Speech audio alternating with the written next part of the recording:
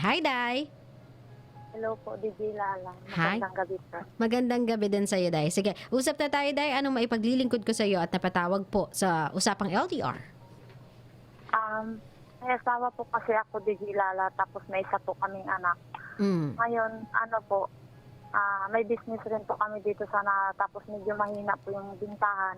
Mm. Kaya po nag-decide po kami na magtrabaho po siya sa Quezon. Ngayon, nung June po yun, tapos yung mga last week po ng June, umuwi pa po siya dito sa Nara. Tapos mga 2 days lang po siya dito, bumalik na naman po siya ulit ng Quezon. Okay. Tapos yung na-hospital po yung anak namin, pinatawin ko po siya. Ayaw niya pong umuwi kasi sabi niya raw po, marami po siya mga dahilan. Pag Mhm. natapos po nung hapon po, nang tatawagan ko na po siya, hindi ko na po siya makontak. Tapos mga sumusunod pa po na araw, hindi ko na po makontak yung number niya. Mm. Pinunta ko naman po yung kapatid niya kasi doon po siya nagtatrabaho sa kapatid niya.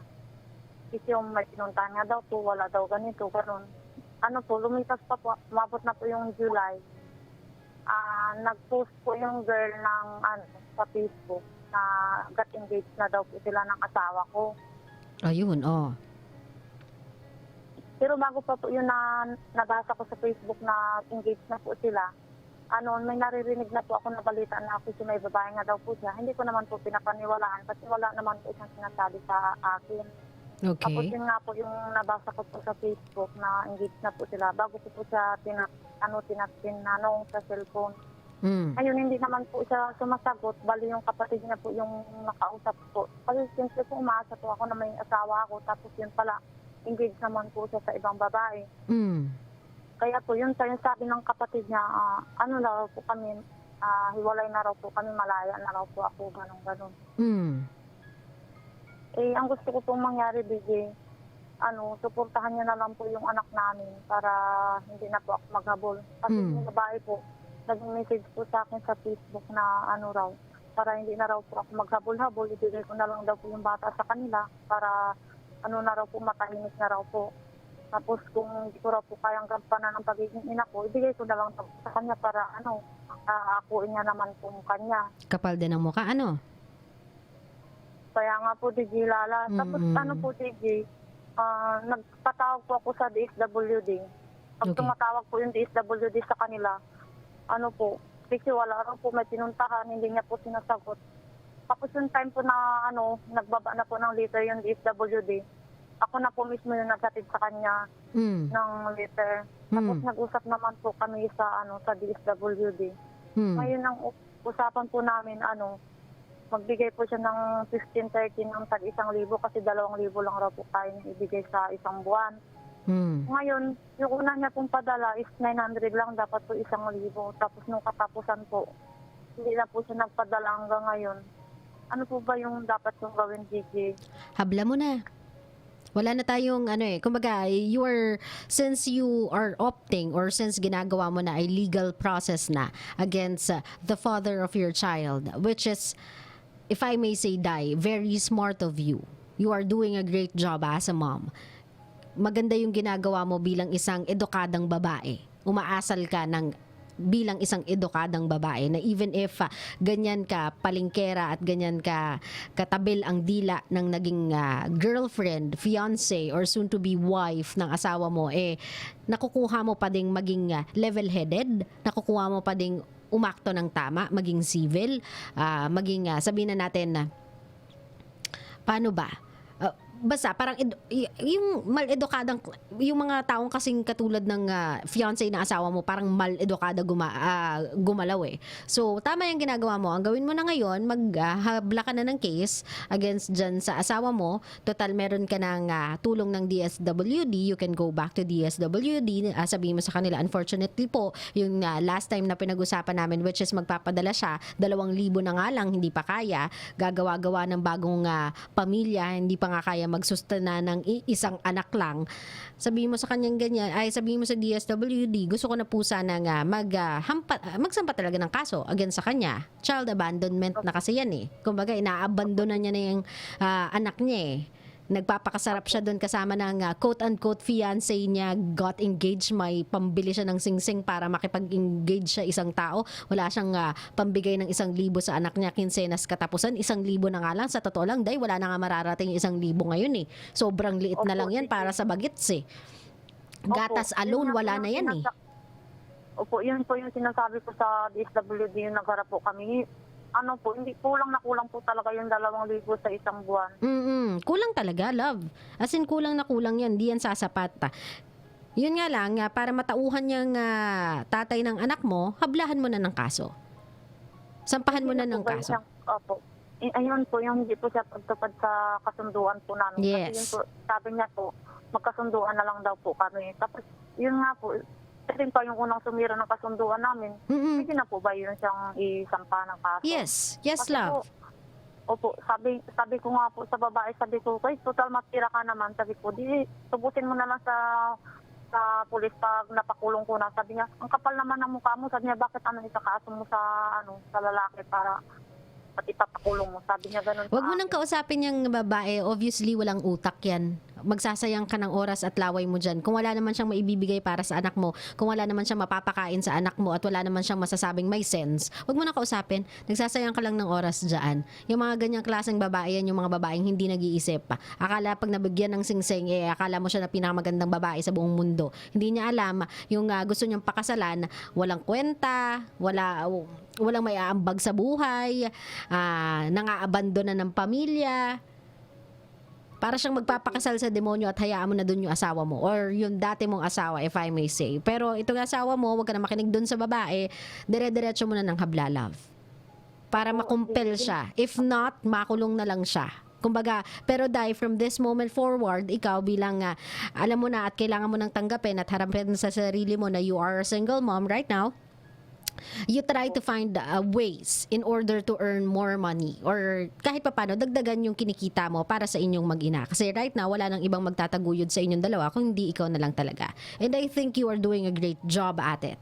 Sabihin man nating naghahabol ka ng sustento, it is your child's right na maghabol ng sustento sa tatay niya. Kasi nga, ano naman kumbaga, well aware yung ama niya na nag-exist siya So might as well, o diba, kumbaga, iobliga yung taong dapat iobliga para magbigay ng sustento sa anak mo. Pero ikaw, you try to pull yourself together. Try mong iayos yung buhay niyong mag-ina. Ikaw na lang muna mismo ang gumawa ng paraan para hindi kayo mahirapan. Para kung sakasakali wala talagang mangyari dito sa lalaking to, ang last resort na lang natin ay may maipakulong na lang siya para magtanda siya or kumbaga matauhan siya sa ginagawa niyang kamalian, hindi pa rin kayo nga mag-ina. Kumbaga hindi ka aasa sa 2,000 sustento niya. Na even if wala naman talaga yung 2,000 na yun, kakayanin mo naman talaga mag-isa. Opo. Oo. Ngayon, kung meron kang gustong sabihin, unahin na muna natin dito sa tsaka mong asawa or tsakang ama ng anak mo. Unfortunately, siya yung tatay 'Di ba? Tindi, may pambili ng singsing para pang-engage, walang pambigay, 2,000 lang. Ano ba yan? Oo nga po, DJ. Kung meron kang gustong... Sabi niya, sabi niya po kasi may tira daw po kasi yung babae kaya doon na lang daw po siya. Kapal talaga ng mukha, no? Yun ang gusto ng babae pala, bubuhayin. Nakakahiya naman. Siguro walang pumapatol dun sa girl, desperado na. Anong gusto mong sabihin dito sa asawa mong mukhang pera? Mukha ng pera, ugaling ugaling, ewan ko, kung anong klaseng ugali yan. Ang gusto mo sabihin sa kanya? Okay. Nakikinig naman ngayon, sana yung mga napagkasunduan natin sa DSWD, sana tuparin mo naman kasi kung tustusin, kulang na kulang pa yung 2,000 para sa panggastos ng bata. Yun na nga lang yung pinangako mo, hindi mo pa kayang tuparin. Sana magiging responsable ka namang ama sa anak. Yun lang po. Ngayon, kung meron kang gustong sabihin dito sa anak mo, siya yung magiging rason kung bakit ka magsusumikap sa buhay, sa kanya iikot yung mundo mo, siya yung magiging lakas mo sa lahat ng pagdadaanan ninyong dalawa. Ano gusto mo sabihin sa mahal na mahal mong anak? ano pa lang yung DJ, 1 taon pa lang. Go ahead. Malay mo, gusto mong balikan tong moment na to na nagbigay ka ng mensahe sa kanya. Pwede mo ibigay sa kanya yung link. Sabi mo, anak ko, ito, mensahe ko yan sa'yo. Ano gusto mo sabihin sa kanya? Sige po. Na, kahit na medyo nahihirapan si mama, sinisikap ko naman yung ibigay yung best ko para sa'yo. Kahit na iniwan tayo ni papa mo, kakayanin ko para lang matagulid ko yung lahat ng mga pangangailangan mo. Yun na lang po, DJ. Dahil you are doing a great job, uulitin ko. Nagiging isang mabuti kang ina, napakalakas mo, magpakatatag ka palalo.